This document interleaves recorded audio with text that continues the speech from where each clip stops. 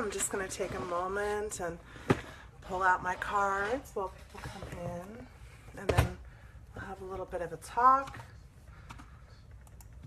about things, and then we'll do some readings. But first, I'm just going to take a minute to get stuff out. Let's see.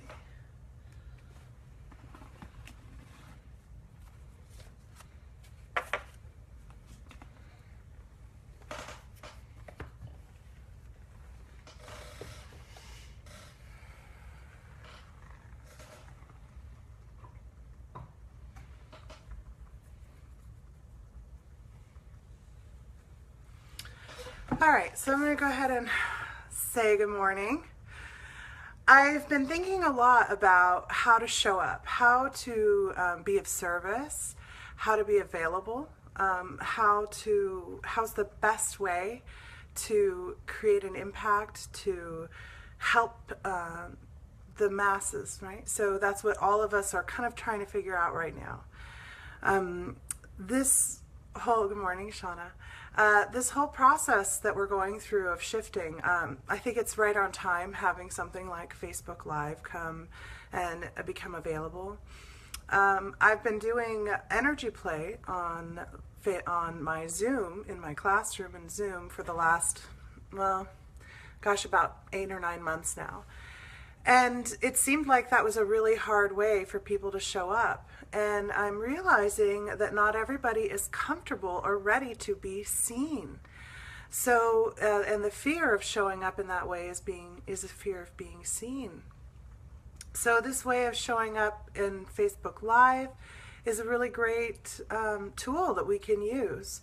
So if you don't feel comfortable commenting, or you don't feel comfortable showing up in your own way, maybe this is how we can show up together.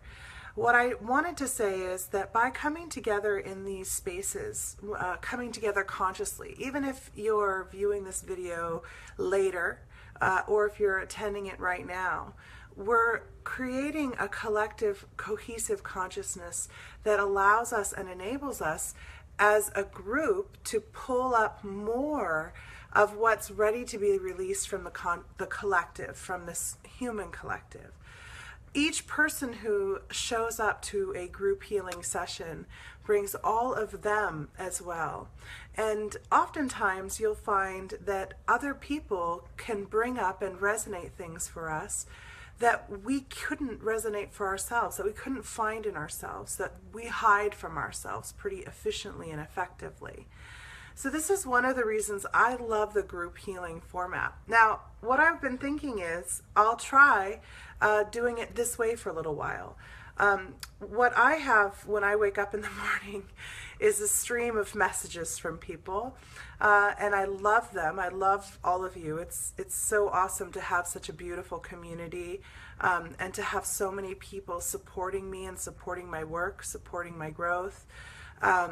Honestly, I love you guys. You guys are amazing. You guys make it worth showing up each day.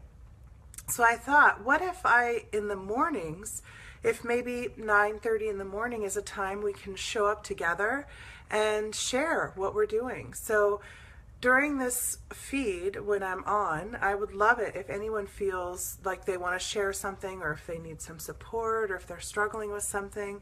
If you feel comfortable sharing it, please do. If you don't feel comfortable, you can send it to me in a PM, and I'll kind of gather those things up and see what is the collective, and that's what we'll talk about the next morning. So I thought this might be a better way for me to show up for more of you. Okay, so I'm going to go ahead and move on to what I wanted to talk about today, what I'm noticing and hearing, and a lot of confusion around. So right now we're going through this energetic shifting, and I'm sure that you've heard about it. It's over the top how many times it gets discussed, and so everybody's kind of hearing this, transitioning from a 3D to 4D, 4D to 5D. What does all that mean? I'm not going to get into a lot of that. I think there's a lot of that out there already. What I am going to get into is, what is it that we're doing in this process as individuals? Well, You've heard of unity consciousness, you've heard of the collective consciousness, collective reality, collective views, and we also know that we are experiencing like a matrix-like reality, that our thoughts, our actions, our decisions are actually impacting our reality and creating our reality to be something that is of our need, of our manifestation. So how do we take control of that? How do we use that? And what does that look like when you're coming into unity consciousness? This individuation of the creation versus the co-creation and the co-consciousness. I think that's where people get really hung up, and we have so much in our culture that divides us, that's decisive, right? So it makes us say, I am not like that, I am like this. I am not a Trump supporter. I am not for big oil. I am not whatever I am, right? We define ourselves by this concept of what I'm not. And that ties back into what I talked about the other day with the protection versus allowance mentality. So long as you're defining yourself by what you are or what you are not, then you're still creating that division. You're still saying, I am separate from you. And I am better because I don't embody that aspect. As long as we're doing that, you guys, we're going to keep suffering. You're going to keep having pain. Things are going to keep breaking in your life. Things are going to show up in your life that challenge this perspective and this viewpoint. Now, I'm speaking from personal experience. I've been personally dealing with challenges.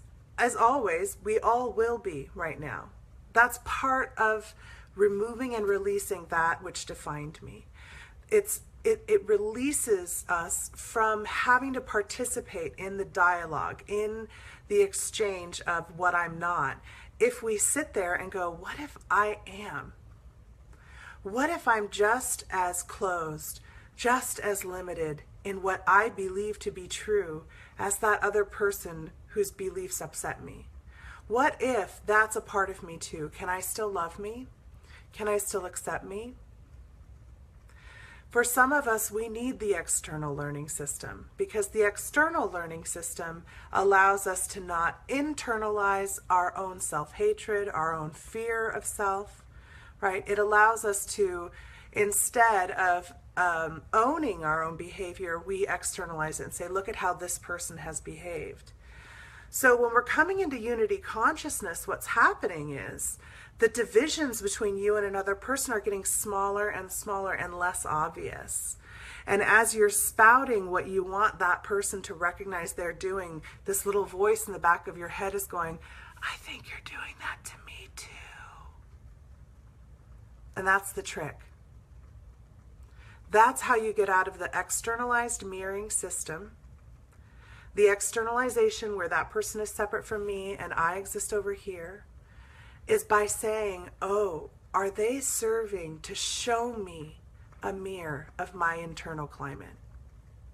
Is this experience that I'm surviving, that I'm struggling through, is it really carefully designed by me as a message to say, this is how I live within us. This is a part of me that I have rejected. This is a part of me that I do not allow. So I'm going to tell a short little story about this. For myself, in my personal, intimate life, I struggle with really revealing my innermost intimate feelings, my emotions, my desires, my dreams. I struggle having dreams sometimes because of the way I was raised. There was no continuity, there was no consistency, and a dream was something that never came to fruition. So I learned young, don't dream. Don't do that. Don't express your feelings. It makes you vulnerable. Don't share your vulnerabilities. It makes you more vulnerable, right? So that was my programming in childhood. Now, often my students and clients are people who struggle with that same thing. So I know that I'm learning this because it's a collective problem, a collective issue, and this is part of my work. So I chose a partner that also struggles with that, and he struggles with knowing what his own intimate details and feelings are. So we are mirroring that for each other constantly. Now, I don't like to think that there's something wrong with me. I like to think, oh, I've got my stuff all figured out. I'm all together. I'm consciously working on myself. I'm aware. The truth is that as long as we're still engaging in the external system, there's things we're not aware of. In other words, we wouldn't need it to be shown to us from the external. So, as my husband was bothering me one day, and I felt like, oh, he's jackhammering again. He's really jackhammering. I remembered I chose somebody who is going to be strong enough and hard enough to hammer through my defenses, my protections, and help me find what's underneath. And that's something we've committed to in our marriage. However ugly that looks, we're committed to letting the other one have the space to open themselves up and work on and heal this aspect that's broken inside them. It's one of the reasons that our marriage has lasted so long, through a lot of hardships, through a lot of challenges, through a lot of struggle, because we give that space. So my first inclination when he's jackhammering at me is to go, God, why are you being such a jerk? Why are you being such an asshole? Can you just back off? Back off, right? And I learned something in meditation about pausing and allowing whatever that person is doing to be perfect and necessary. And that I, in fact, have created this space in order for him to do that very thing. I, in fact, like a puppet master, control the energies enough around me. It's my matrix, remember, that I have requested him to behave this way. I just forgot that was his stage direction. So now I need to go, why? Why do I need him to behave that way? Why do I need him to jackhammer at me right now? Oh, is my heart closed right now? Is it completely shut down? Am I living in a headspace right now? Sure am, because look at all this that I've been thinking about. Look at all that's been stirring up there. So I pause and I release the external and I thank him. I thank him for playing the role, because that was an uncomfortable role to play. Thank you, honey. And now I'm going to try getting back into my heart space. So I bring my consciousness down, bring it down through what I wish I could say, through all of what I'm seeing, down into my heart. And what am I feeling right now? The first time I did this, I just exploded into tears. I just burst into tears, and I stood there crying. And he stopped immediately, and he's like, whoa, what's going on? Are you okay? Did you have a bad day? Can I get you anything? Do you need some help with the dishes or something? He's trying to help. So here, where I could have taken that experience and vilified him, and it could have been proof of how his behavior is like a jackhammer and how he behaves this way towards me and it hurts me, I could have gone that route with it. However, by allowing his behavior to be perfect, to be something I created, to be something I called to me, I was allowed to see how closed my heart was in that time, in that moment. So this is how powerful it is to understand the external system, to understand mirroring, to understand what's going on underneath the surface. No teacher, no mentor can really tell you that. Nobody can tell you that in a way that you're going to believe until you tell yourself it, until you hear it yourself, from yourself. This is why meditation is so important in a daily practice. This is why when you work in my classes or you work with me in any way, my first step with you is to get into meditation space. Not to go sit in a special quiet room with incense and a candle and sounds and blah, blah, blah. But to get into a state of present awareness and allowance, which is what meditation is one tool to enable you to find your way into. Once you can find your way into it through a meditative practice, you can bring that meditative state into your daily life. And then you notice when you're out of presence. You notice when you're out of alignment, when the external has gotten into a chaotic state and drawn you away from the center, from the self. That's how you identify self-work. What do I work on next? You know, I hear people say, oh, I've already dealt with that. I've already done that. I've already handled that. I'm all over that. I hear that a lot from healers especially. And if you're in that trap of thinking, I've already addressed that, I've already done that, then you're not looking at the layers. You're not looking at the deeper self-work. There's too much externalization going on, folks. And I'm guilty of it as much as anyone else.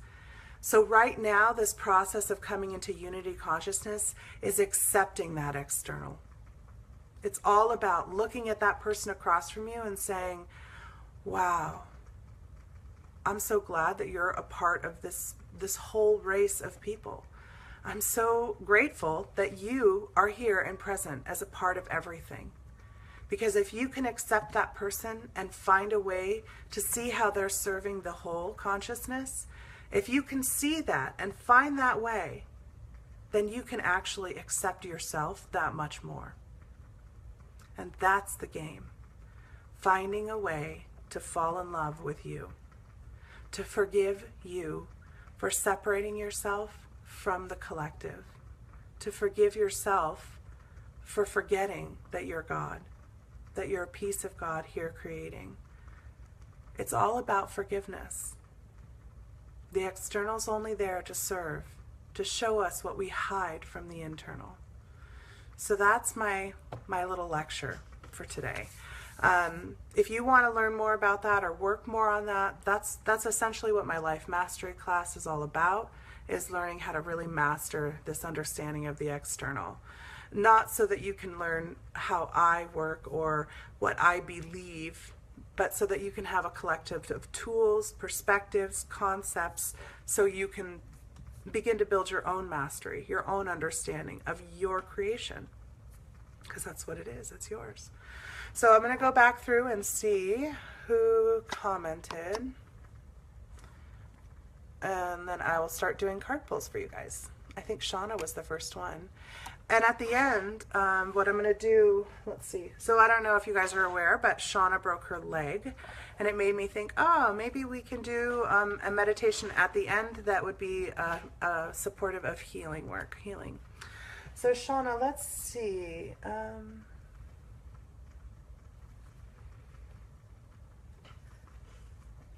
Well, the tarot wants to talk to you. And thanks to my parent-in-laws, Bapuji and Mamiji, thank you so much. You guys replaced my favorite tarot deck that has been a bit used. Okay, Shauna. There's no surprise. So Shauna and I have a big fair coming up on this Saturday. We're going to be down in Corvallis. And Shauna, what we got for you is community. So this is the Three of Cups.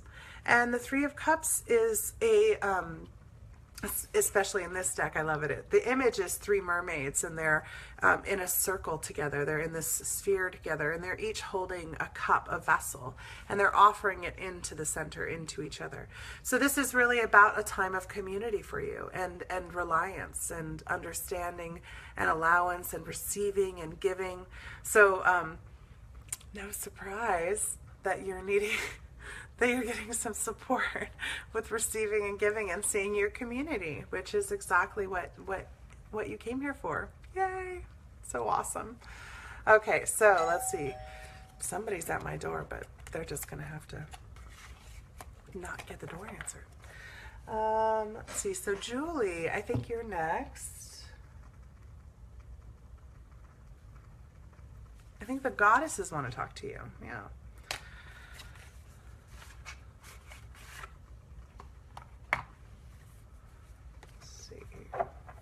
See which goddess wants to say something.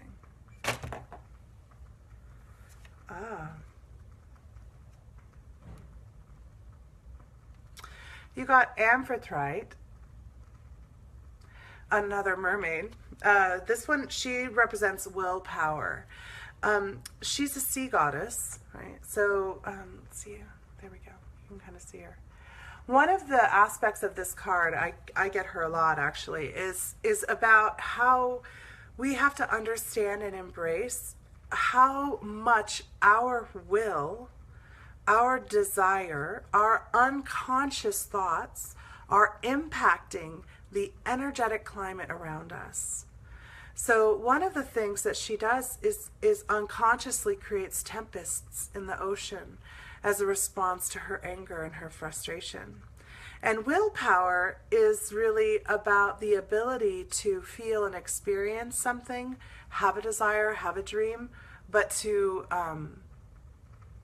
not act upon it. So another piece of that also is to recognize the power of your willpower, your power, that your will is creating what you desire, which is what we were just talking about, right? So what is the unconscious motivator that's driving right now, and begin to pull that into consciousness awareness, right? Bashar talks about a bad habit or a bad behavior.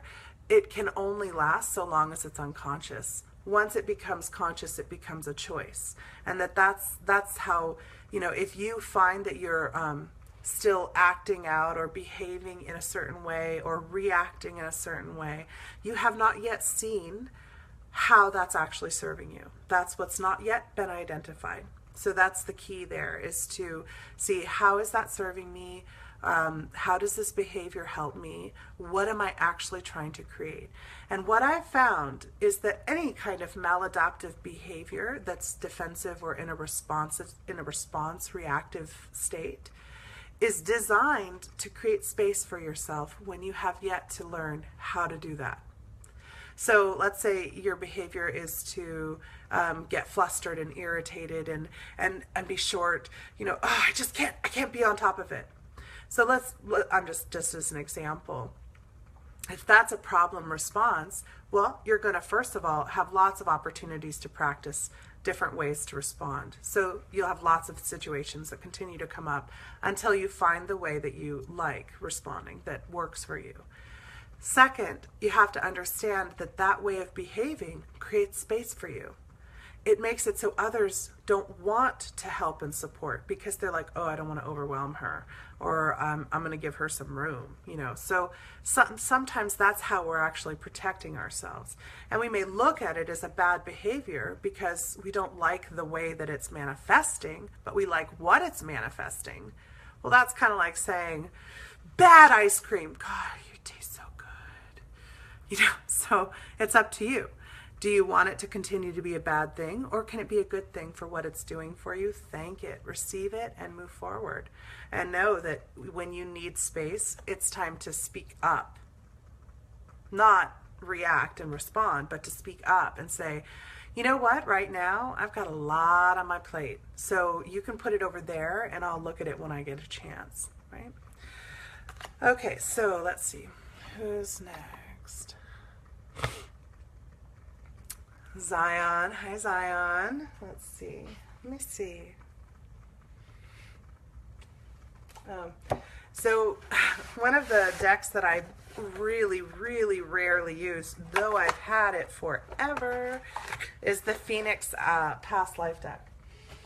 And I really don't know these cards at all, but they're who want to talk to you right now. So we will go ahead and give them a voice. These are by Susan Shepard, and honestly, they're just really powerful. That's part of why I don't like using them. So the Past Life deck, one of the things that it does is helps us to understand kind of what is, how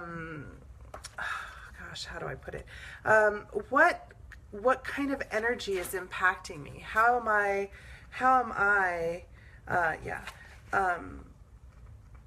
How is the theme of this life being impacted right now by another expression? Now, we could get into a big, long discussion about this, which I won't do, I promise.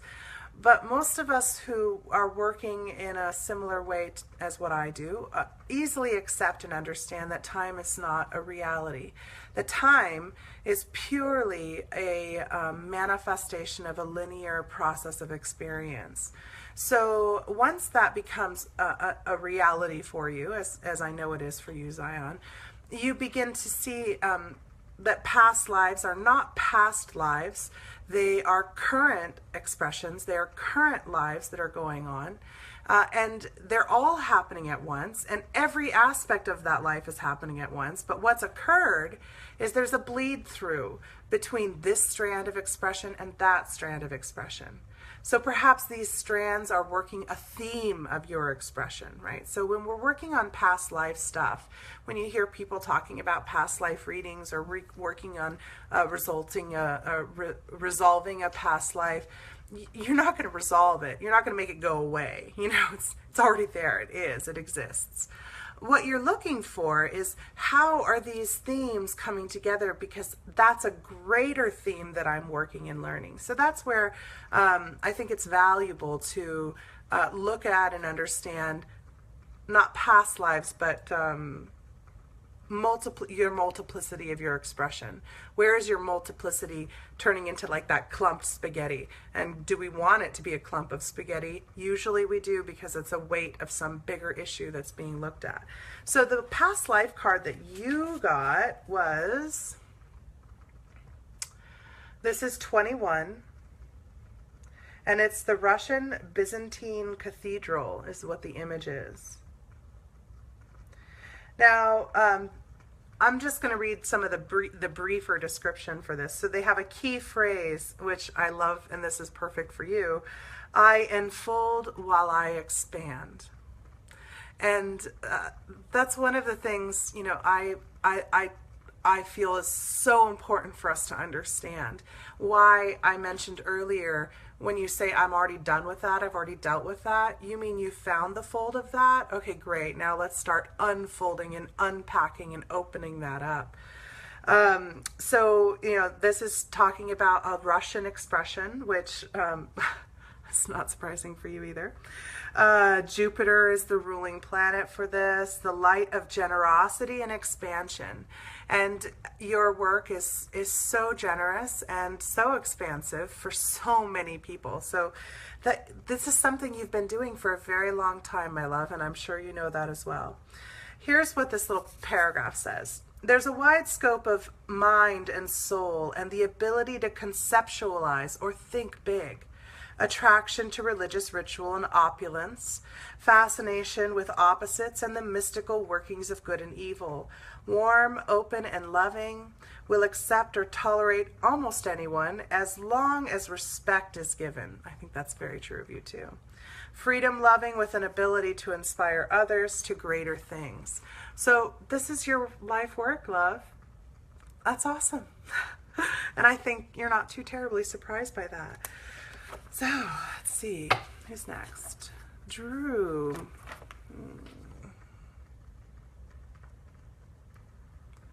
My niece, Sierra. Hi, Sierra. All right, let's see.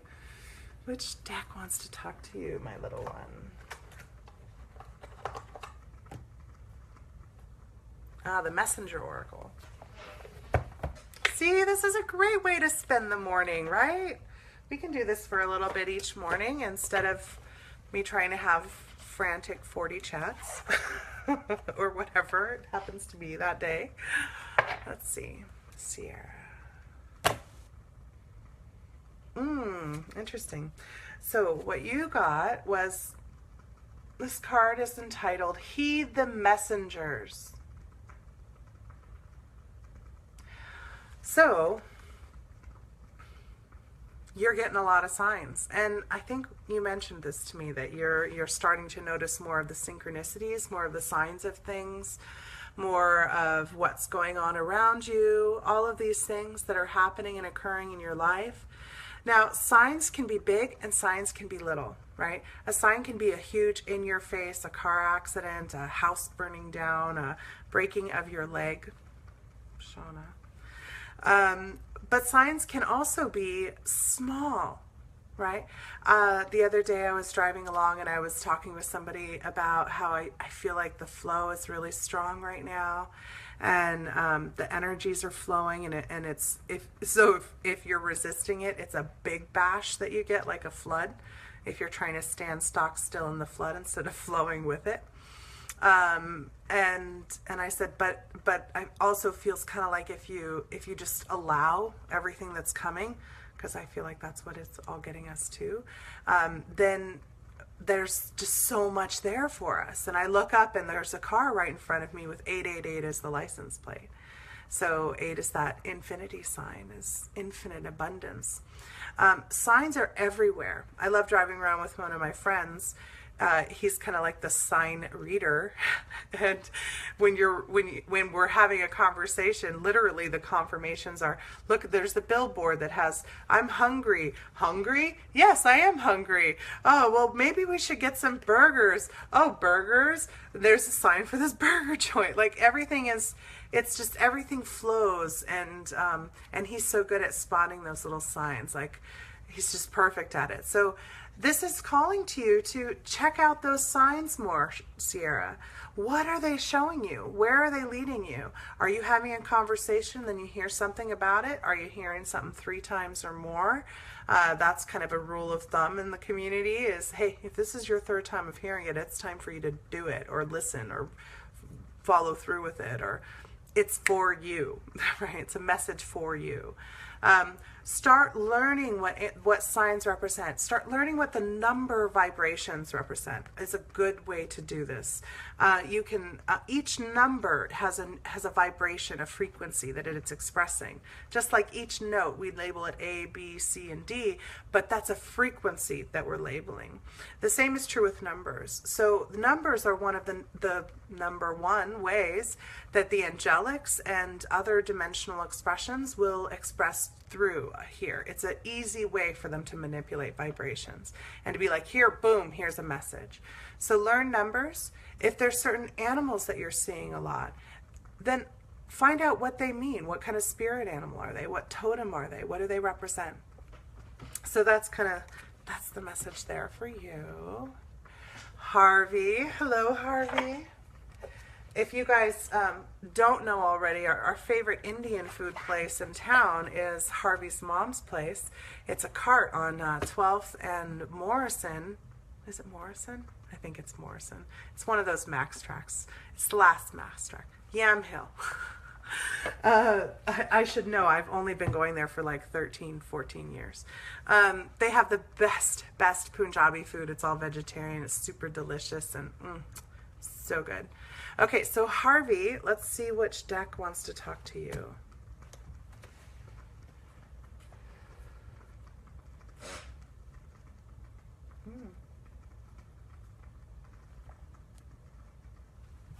The Thoth Tarot. Let's see.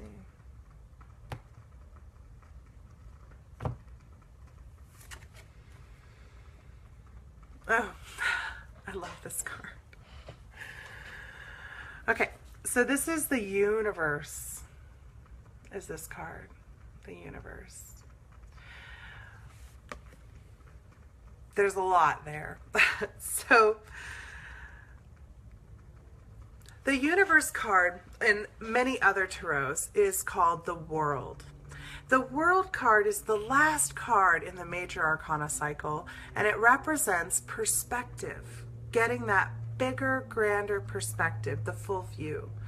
So one of the ways tarot is powerful, why I prefer tarot for most of my readings when I'm doing one-on-one readings, is because what it does is it says there's this human condition that we all experience, that we all go through.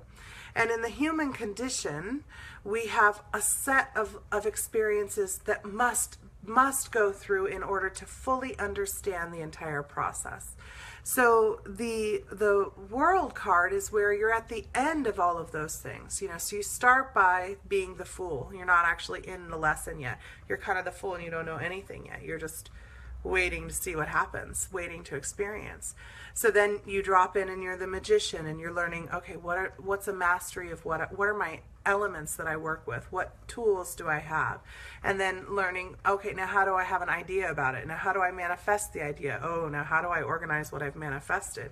And you keep building until you get to the 10 and you're at the tower where it's time to deconstruct the whole thing and start going down under the process of learning from what you'd constructed. Now coming back around, the world's that last card before you exit back out of the major arcana, and that lesson cycle's complete. So let's say what you're trying to understand is your true creation. You know, what's my life path? What's my blah blah blah?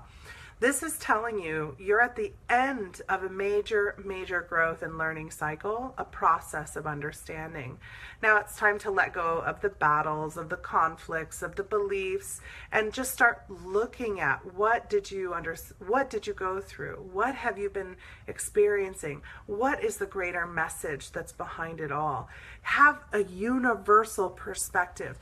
Come outside of the singular concept of I have been, I have experienced, I have endured, this is my, and step into a universal consciousness that says, I have experienced this strand of consciousness, this expression. I have understood these hierarchical positions. I know what it is to experience from this place. And then release it up into Source. Source needs to remember and experience from your perspective as well. That's part of the whole process. All right, let's see. I think I'll just do a couple more and then we'll do the meditation. Oh, Nicole, I love you too. Such a sweetheart. Let's see. Ganesh wants to talk to Nicole. I always love the Ganesh cards. I'm a bit partial to Ganesh. I'm pretty sure my husband's like an incarnation of Ganesh, or a piece of him. Interesting. I'm going to feel this one for just a moment.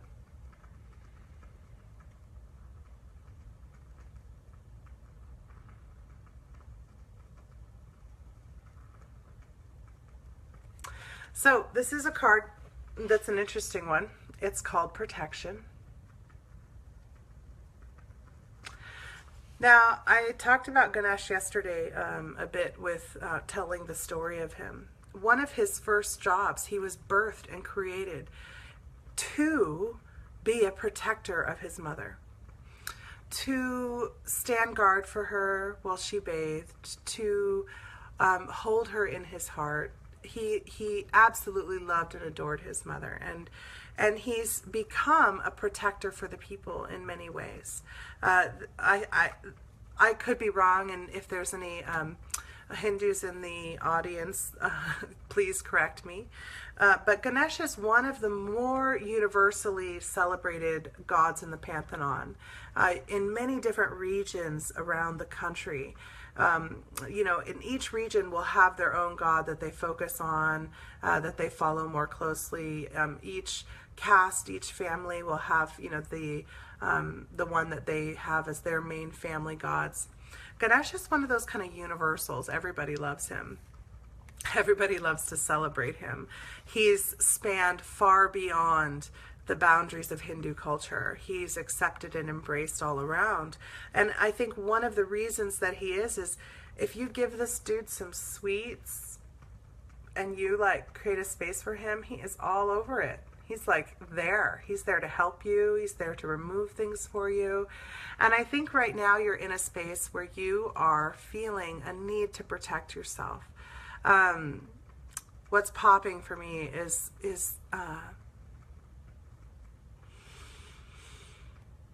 that deep wound that you are holding space for far more than just yourself, of disappointment, of fear, that wound that says, I can't believe I live on this planet with these people.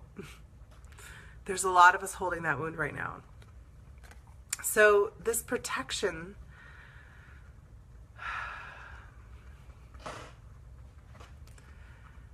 do you want to protect yourself from those people? Or do you want to find how those people are trying to help even you? They may not be. They may not be doing it in the way you want or think or desire, hence protection, but they are serving to show you something you want to know and understand. One thing that I know about you is that your whole life is about service. Your career is about service. Your family, your social circles. You are a living, walking, breathing, service-oriented individual. It's one of the reasons I love and adore you. That means that we have to serve the underbelly that we fear, that we loathe, that we reject, as much as we serve the light side that we love and we respect and we feel accepted by. The more we think of ourselves as needing to protect ourselves, as separate, and the more we need to cut away and become separate from, the less that we're able to accept ourselves. I'll move on. Okay, I love you, Nicole. Let's see, so Zion, may I get a reading? I'm curious if my draconian star family has any messages for me. Your star family, let's see. Well, you just got the Byzantine also, but let me check in with that and I'll see if there's something there. And the energy cards are the ones that want to pop up. And I'm going to have a sip of my ginormous coffee. Shh.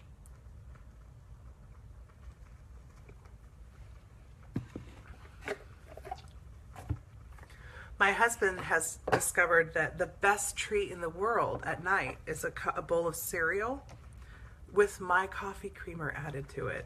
So I was out of coffee creamer this morning. So dissatisfying.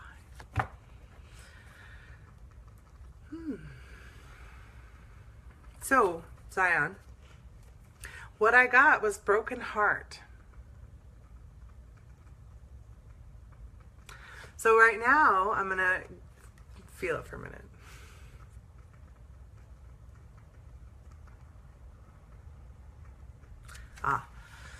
Okay, so what I'm hearing is you are longing for, missing, feeling the separation from your family, those with which you identify. Remember, we talked about time not existing, multiple strands of expression, multiplicity of self, multiplicity of consciousness. So right now, you are consciously reaching and grabbing the string that's you living with that family consciously. And you're pulling it to this reality because maybe you've got like a giant net over there of strands of expression over there. And you're kind of like, I don't know, I'm just this one little string over here and I don't know how I feel so alone, right? It's this sense of deep, profound brokenness. So what I would love to offer to remind you is that you are there with them. You are expressing there as well as here. And it's time to get into touch with why here. Why here? And how much of them do you need to bring here right now? By bringing them and that energy, that love, that self-expression, the vibration of self-expressing there and embodying it here, you are allowing others to connect more clearly with their other expressions of self. And remember how we talked about unity consciousness. This is what it looks like. So that wounded space inside that feels like, oh, I wish I were with them. I wish, remember what you're doing is because you have such a strong connection over there, by bringing it here, you are creating a space where so many others can create unity consciousness with their other star families, with their other expressions. I certainly gain confidence, awareness, understanding, confirmation by your work. Your work, as well as Vashta's work, show me, oh, I'm not just dreaming these people. I'm not just imagining it. So their message to you is, though they know you feel the loss, though they feel your longing, remember the work you're here to do. Okay? So let's see.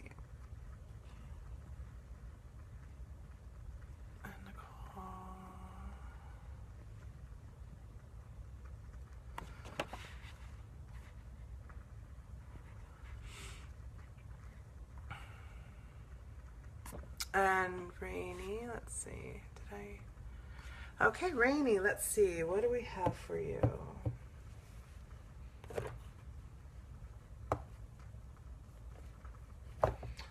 We'll do the earth magic for you.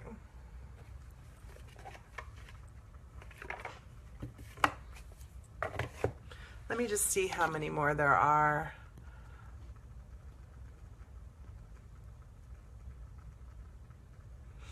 The ghost cat in my fireplace. Yeah, totally.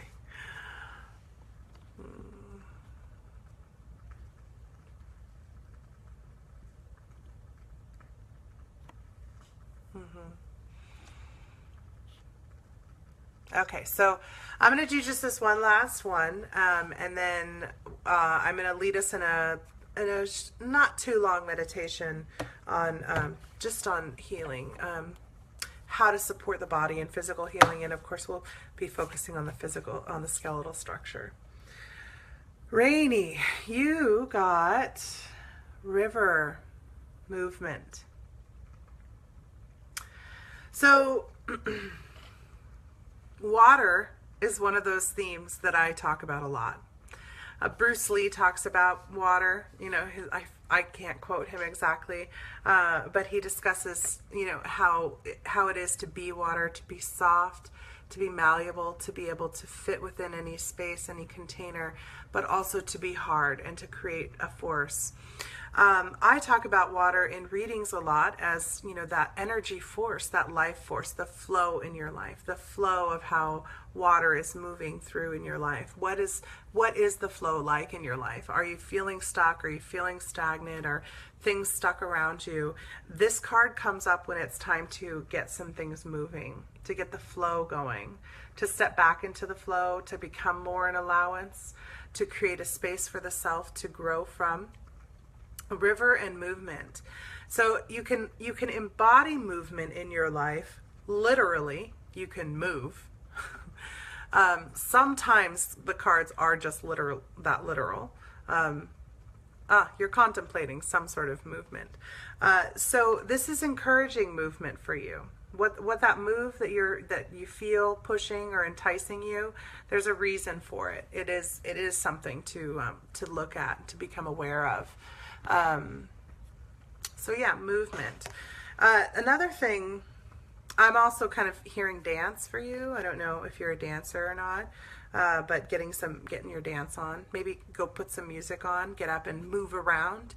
Oh, I'm also seeing, what I'm hearing is that sometimes you get stuck, and your mental stuck creates a physical stuck.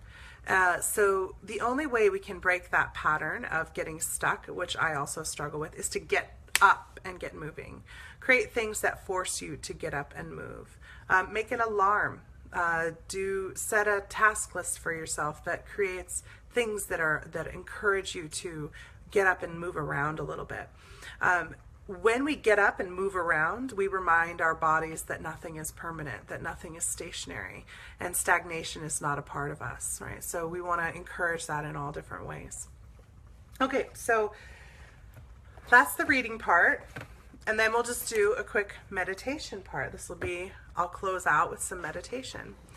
So now, all of you who will be listening to this will have your own wounds, will have your own injuries. I'm going to focus in on the one I'm supporting currently, which is my friend Shauna's broken ankle, her little bone in her ankle. Actually a bigger bone attaching to smaller bones, but anyway. What I want for you to do is think about something in your body that you would like support and healing with. And then we'll go through the process of how I approach healing physically. Okay? All right, so let's just take a few moments, feeling our breath.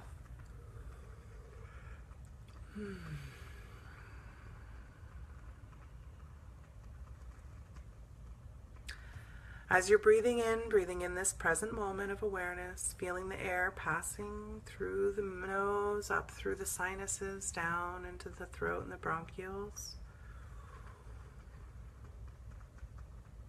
And exhaling and releasing.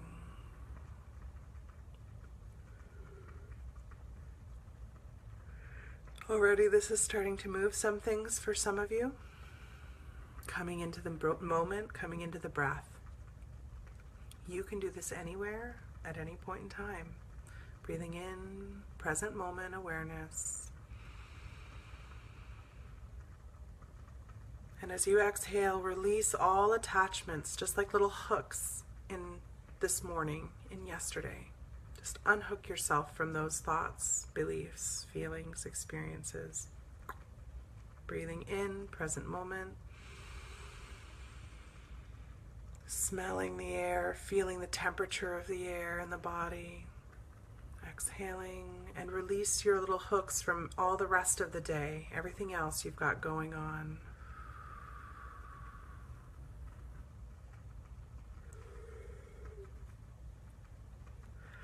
Ooh, we're going to do another one of those since there was so much there. Breathing in, present moment of awareness.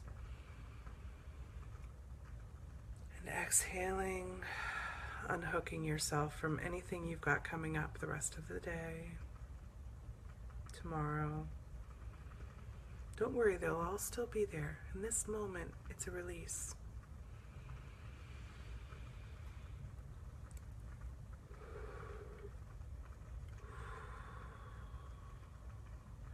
Now, as you breathe in, I want you to imagine you're opening up your crown and breathing in through the crown all the way down to the root, all the way down to the base. And as you exhale, you're exhaling from that seat.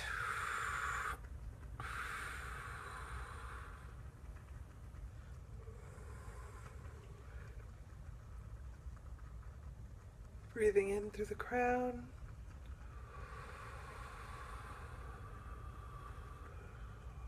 And exhaling all the way from the seat.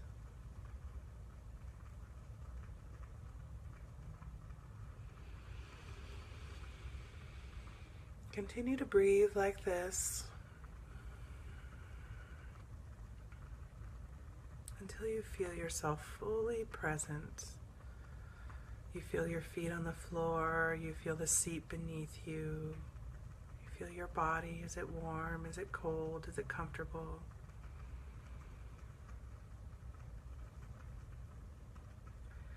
Now I want you to call up a visual.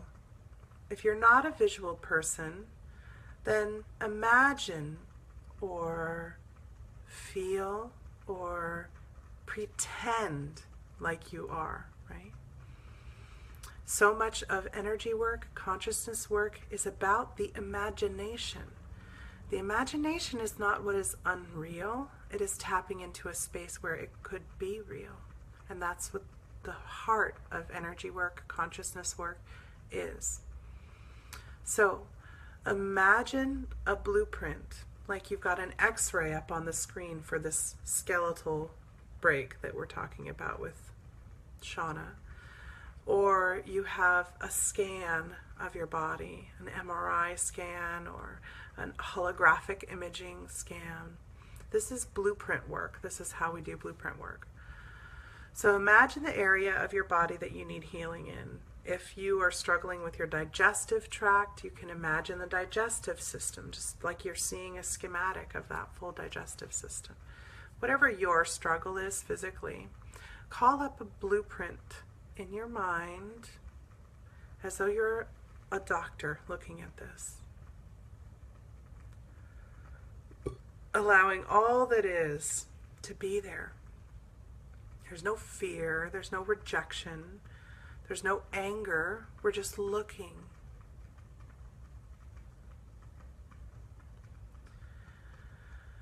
I like in blueprint work to highlight the areas that are unconscious, that I don't understand.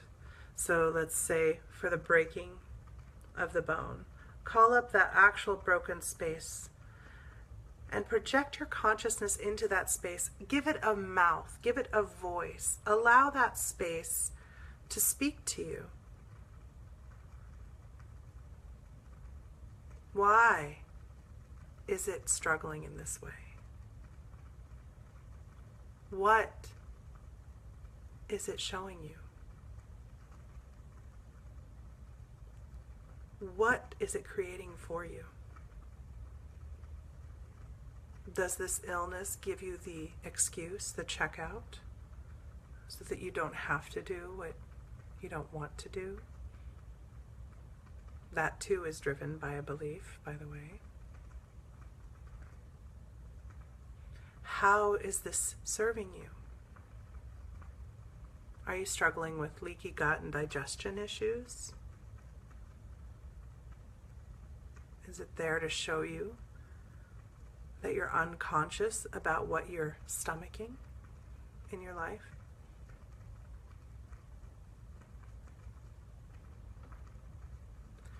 Allow that space to talk to you.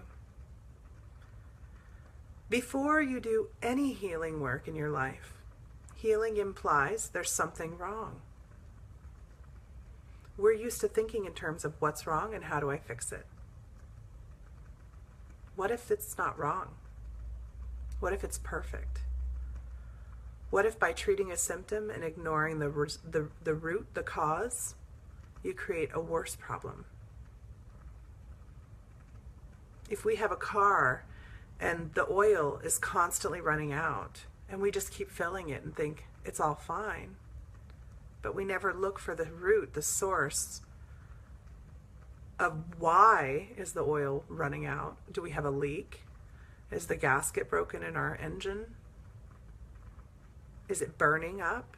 Is the engine running too hot? If we don't know why, we cannot use it as an adjustment. Our physical expression is the very last place energy shows up. First, we experience it energetically. Then we experience it emotionally and mentally. Then we experience it physiologically.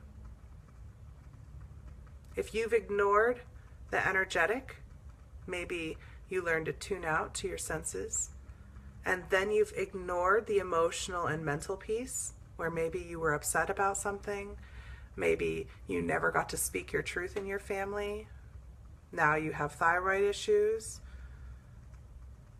maybe speaking your truth could only come when you were enraged in anger, now you have throat cancer, maybe, or constant bronchial infections.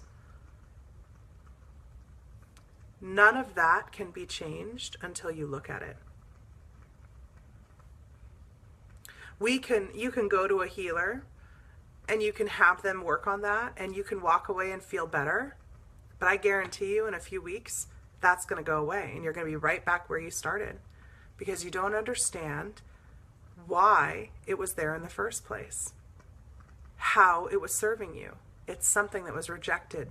It's something that was needed to be fixed and gotten out of me and fixed and rejected. That's one of the reasons that healing doesn't always work for people. So, find the root issue. What is that injury? What is that wound showing you? How is it communicating with you?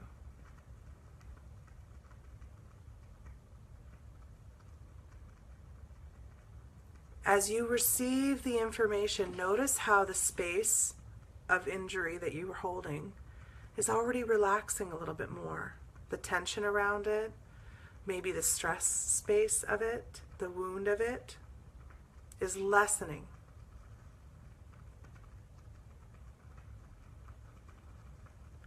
Now begin to visualize that space in your hologram as though you're rewriting the program as perfect, as strong, as whole. As you make the commitments to become aware of the root driving the injury and driving the wounded space. As you commit to work on the energy driving the manifestation in the physical will resolve.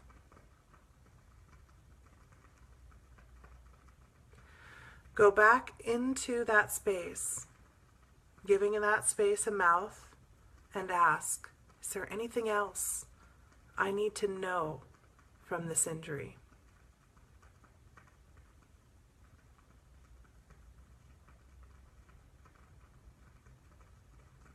If you work with me, use your compass to navigate through that understanding.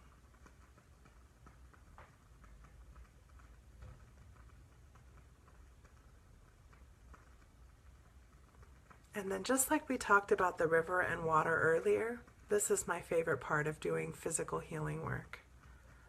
Imagine that you have a great big bucket of like stem cell water. It's perfect water. It's full of everything that's necessary to regrow bone, to regrow cellular tissue, to cleanse and clean the myelin around our nerves, to clean and hydrate all aspects of ourselves. It has everything we need in it. It's like that holy grail well of the sacred water, right? Source energy, liquid source energy. And just pour it down. If you've got digestive issues, drink it down. If you have cardiovascular issues, pour it into that heart and let it be pumped through the system. Pour it through the bones, through the cartilage. When we've got joint issues, arthritis, pains and aches that all come from inflammation, that's a storage of things. Flush that water through while listening to the body. What's stored there? What's been held on to? And release. Allow those waters to just flush down the root system back into Gaia, nurturing Gaia as well. Okay, that's my meditation for you guys for today. I hope it helps. Feel free to comment on anything that if you need further support or if this brought up something that you're not sure what to do with, you can PM me. And if you're interested, my classes, this is kind of how I work. This is how my classes work. This is a lot of the kind of stuff that we cover in those classes, but we go into more detail and focus in on various issues. So look at our website on healingpathwalkers.com. You can go to classes and workshops and see different ways you can train with me. I do a lot of recorded classes so that I can keep them inexpensive, so I can keep them accessible, so students can listen again and again and can progress at their own rate. That's about it. I hope you guys have an awesome rest of your day, and I'll see you tomorrow morning. All right, bye.